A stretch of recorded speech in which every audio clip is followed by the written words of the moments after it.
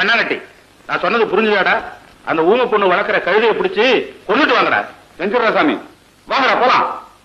அத முதல்ல பாக்குறப்பவே தெய்வாம்சம் நிறைஞ்ச கழுதைன்னு தான் தோணித்து. இல்ல போனா அது நம்ம அக்ரஹாரத்துக்குள்ள வந்து சேருமா, இல்ல நாம தான் கோயில் கட்டுறதா முடிவெடுப்போமா? ஈஸ்வரனோட லீலைய யாரால புரிஞ்சுக்க முடியும்? கலியுகத்த அதிசயங்கள் யாருக்கு புரியுறது? இத பாருங்க, கட்ட போற கோவிலுக்கு எல்லாரும் நிறைய பொருள் உதவி கொடுக்கணும், பரிபூர்ணமா ஒத்துழைக்கணும். அப்பதான் மகாதேவனுடைய அருள் கண்டிப்பா நமக்கு கிடைக்கும். ஆமா, இங்க இருந்து போனா மட்டும் என்ன விட்டுருவாங்களா? என்ன தேடி கண்டுபிடிச்சு கொன்னுட்டு என்னையே சாமியாக்கி அதுக்கு ஒரு கதை சொல்லி அந்த கதையை வச்சு இன்னும் 100 வருஷத்துக்கு நம்மள அடக்குவாங்க. யாருக்கு தெரியும், அயலி கூட நம்மள மாதிரி ஊரு மூடத்தனத்தை எதிர்த்த ஒரு பொண்ணா கூட இருக்கலாம்.